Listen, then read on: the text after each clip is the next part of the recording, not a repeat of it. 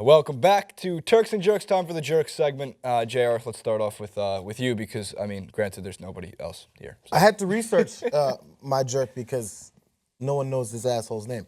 I know. I can't, I'm trying. Maybe I'll wait for New Year's. This will be a New Year's resolution. Okay, we'll start January 1. Yeah. Swear jar. It'll be a couple of weeks. I'll be broke by February. So I mean, in the Panthers Saints game, which was a barn burner, it was the most exciting game of the day. Obviously, because of how the undefeated record was online with the Panthers, and we all know that Cam Newton, again, 5 more touchdown passes this week. Amazing, going crazy. After another touchdown pass that he had, I think when they took the lead at one point, they finally took the lead in the middle, third quarter of the game. It was 19-16 on that score. Cam Newton, as we know, has been giving balls, whether on the road or at home, giving it to young Panther fans in the end zone, making a child's day. So he's not a ref. Field judge Doug Rosenbaum. He is number 67. You got the name. He is he's on Brad Allen's crew. Brad Allen is the ref for that crew. I'm gonna get everybody because Brad Allen. I'm gonna take it as you're the head of the crew. You need to reprimand your field judge. Mr. Rosenbaum decides to shun Mr. Newton and keep him from getting the ball. So as Cam's asking for the ball, hey, can I, maybe hand me the ball, toss me the ball. Hey, can I have the ball so I can give it to a fan? You know the drill. It's week 13. I threw 5 touchdowns last 2 weeks ago, and I'm going to do it again this game. So anyway, as he's doing it, Rosenbaum appears to have an attitude with this charitable giving and turns and says, like, get away from me. Let's check it out. Cam Newton headed towards his way. Here's Mr. Rosenbaum. He looks at him. He knows what he wants. No, I'm going to toss it to the ball boy over here. And he's, okay, you see how he kept his arm up? These are small things I noticed the whole time I watched. I rewound it twice. Then he has to snatch it from this ball boy. Ball boy had no shot. Ball boy had no shot. Giving it back to a fan. Okay, so multiple things here. I'm sorry, I'm breaking this whole thing down. Go for it. No, it's important. This is the analysis people are coming Doug Rosenbaum decides, as he looks, I'm not giving you the ball, Cam. And when he throws it, he leaves his arm up like it's like an NBA player who leaves it up there after he makes a three-pointer. Like he's such a badass. He walks away with it up. Watch. Continue. I'm a badass. You're an asshole. He's trying to give it to a fan. Okay, so now, come on, Rosenbaum, like, gotcha, Cam. I think Mr. Rosenbaum is a Saints fan, number one. Now ball boy has to feel like he has to try and continue the tradition of being a piece of shit. But no, you're not going to keep it. And he's like, okay, so he gives it away. It angered me so much. First of all, good for Doug Rosenbaum. He's part of the tribe, obviously. He's part of my family. For sticking up. Cam Newton's a big dude. So the fact that he did that, I give him credit for. I think he's an asshole for doing it. I agree because Cam Newton's been doing this. And there's only one reason why. He's giving the ball to a kid. He's giving the ball to a kid. If it was like some, drunk fan in the stands. Or even if he's going to, or if it was to taunt a Saints fan. Like, that is totally different. But he's giving it to a 5-year-old, a 4-year-old, like that. And those kids, dude, you see the look of joy on their faces. They're so happy. It's a football. I mean, look, it's not like a baseball game where you get a foul ball. 90%, like, you go to a game, there's a pretty good chance you'll get a foul ball if you go to enough. Right. You're not going to get a football in a football game unless the kicker kicks it over the freaking net. I mean, it's to the point where fans, if they're on the road especially, they try and probably get seats in the end zone for the hopes Cam Newton ball. that Cam is going to throw a touchdown. If I had a 5-year-old kid, I would use him to try to get a Cam Newton football. I'm sure they do. And you know what? 100%. They should. Right. I mean, come on. It's fun for the whole family. Yeah.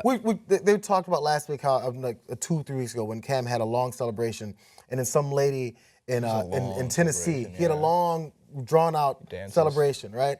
And a lady in Tennessee, because it was on the road, wrote this open letter to Cam about how he's not good for football and good to the kids. And look at this bad influence you have on my kid. My kid said, oh, my God, why is he taunting us so much? And she started crying in the stands because her team sucks. So, okay, who cares? Your team sucks. Stop him, and then you won't have to dance for 5 minutes in your end zone. That's what you teach your kid. You know what? Hey, kid. You know what, we're going to stop going to these games because our team is shitty. I'm not going to take my kid to a Rams game when they move to L.A. because they suck. Where's your loyalty? No, I'm just saying, until my kid, if I don't want my kid to, if my kid asked me the question, hey, Dad, why is Cam Newton dancing in our end zone for so long? I'm going to say, because we suck, son. Not because he's a bad guy. Because we didn't stop that guy. That's what my dad called character building when I was younger. Your actual jerk is Doug Rosenbaum. It's Doug Rosenbaum. Okay, and Doug Rosenbaum just needs a suspension or maybe a fine. I just want to be very clear. You need to fine him. Oh, you know what? These footballs are so expensive, Doug. You know, we don't have enough of them in this NFL stadium, in this multi-million-dollar stadium, paying a bunch of multi-million-dollar players to play. There's not enough footballs to go around. Let me toss it back. You know what, maybe Doug wanted the football, JR. Maybe he wanted to give it to his kid, making you the jerk of the week. That would be interesting. As for myself, JR, here's the Giants drive with about 8 minutes left in the Giants versus Jets game. I'm going to run over that with a bunch of pictures from Tom Coughlin looking completely dumbfounded. First and 10, Vereen, 1-yard run, because the Giants felt it was very important to establish the run game even in the fourth quarter with 8 minutes left when they knew they were going to lose. Second and 9, Eli sacked for a negative 9-yard loss. Third and 18, Ruben Randall for a 16-yard gain. Throw the football. Fourth and 2, an interception on a throw that, I mean, even you can make blind. Oh, really? Yeah, they threw it to two Jets defensive backs. Right there. They were right there. The number one thing on NFL.com right now is Tom Coughlin's face with a, like, is this the end? Is this the end of Tom Coughlin? Yeah, I did see that. And it should be just because of age, not so much that, like, there's really not that many better coaches than Tom Coughlin in the league. There are better coaches, but not many of them. Like, there's a lot of coaches I wouldn't want on my team, at least leading my team. And Chris Liss and Ben, they talk about this all the time, clock management. But Tom Coughlin is now 0-4 on the season, while the Giants have a much better record than that, because Tom Coughlin himself, by his decisions, have literally cost the Giants the NFC East this year and an actual chance at really being a decent team record-wise and down the stretch. Like, I'm not saying they're going to go and win the Super Bowl like every 4 years they go and win the Super Bowl. Like, I'm not on that side. But there's a difference between being 5-7 and allowing the fucking Eagles of all teams to have life in this division. Even the Cowboys at 3-8, they don't have life, but now that there's some weight there. No team in that division has more than 5 wins. The Redskins play tonight. I hope against the Cowboys. I hope the Redskins win the division. Well, tonight. I really do. Well, in true NFC East form, both of these teams tonight are going to lose. Somehow they're going to find a way. We just need not DeAndre Hopkins, Dustin Hopkins, to kick us into the fantasy football championship, fantasy football playoffs. That's what's important on TYT Sports and for Team TYT Sports. But here's the thing that's annoying about it. So I guess after enough really shitty calls throughout the entire year, right, you start to really second guess and learn from those mistakes, and then in turn just end up making more mistakes. It's 20-10. There's 8 minutes left in the fourth quarter. If you kick a field goal on that 4th and 2, and I get it, you're all the way in plus territory, you're in the red zone. A first down essentially gives you another shot to score a touchdown and really win the game. 27-10, the Jets weren't coming back from that. But 20-10, and you elect to go for it and you throw an interception or turnover on downs, when it made a difference. He didn't really return the ball that far. Instead of going for a field goal, which forces the Jets into scoring 2 touchdowns to win the game, they don't. They fail on that. And that's Tom Coughlin trying to realize that his previous mistakes of not going forward and kicking the field goal, the one time you're supposed to kick the field goal, you pass up on that opportunity. I always wonder in those situations when it comes to, I mean, we blame coaches and we should. I'm as confused but like, as he is. But then I'm wondering, like, you know, there's times when they want to show confidence in their players. They're like, no, Marvins can do it. Oh, no. And then in some cases when maybe they shouldn't do everything, it's like, oh, my special teams can do it. Oh, even if we don't get it, my defense can do it. Just telling all aspects of your team, I believe in you.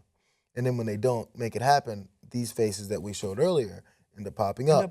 But it's just, I get that and I would always be a proponent of agreeing that 4th and short you should be going for. If you're basically on the opposing 45-yard line or more, just go for it. I'd be curious to see what your season-long average was if you went for it every 4th and less than 5 yards in the opponent's 45-yard territory or deeper, right? Instead of field goals. Fuck the field goal. Get rid of the field goal. Make it worth -3 points if you kick it. That's how it should be, at least if the Giants are doing it. But in the one time it would make sense to kick the field goal, he chooses to not kick the field goal. So Tom Coughlin has now cost the Giants literally 4 games. 4 games. And in this division, 2 games are big. 2 wins. 2 more wins. And I'm not done with Tom Coughlin. I like that he got me 2 Super Bowls. It's the only team I root for that got me championships, so I'm down with that. But it's your time, man. It's your time to be done. You should retire after this year. You're 97 years old. Like, there's some great retirement homes up in you can move down to Florida. It's nice there.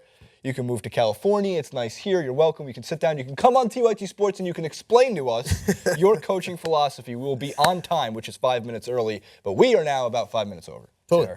So we got to go. The Jets won, by the way, and I'm very bitter about that because the Jets never beat the Giants. They took them to overtime at least. You know, they made them play an extra. And then Josh Brown misses the one field goal. No, they're not the best. Fuck that. Fitzpatrick is my hero. Fitzpatrick did get us enough fantasy points, though. Josh Brown misses the one field goal. The one field goal he needed to make all year long, he missed. Yeah. That's all right, though. So the Giants are abominable team to root for, but I still do. The Rams are probably more abominable to root for. Nice jerseys, though. Leave your jerks in the comments section below. Go vote in the poll for the best celebration of the week as part of our Turks segment. JR. It's the hurdles. Thank you for joining us. Everybody was gone. We had no Ben. We had no Steve. We had no Michael Shore. They're all the jerks of the week. That's a fact. We'll see you next week.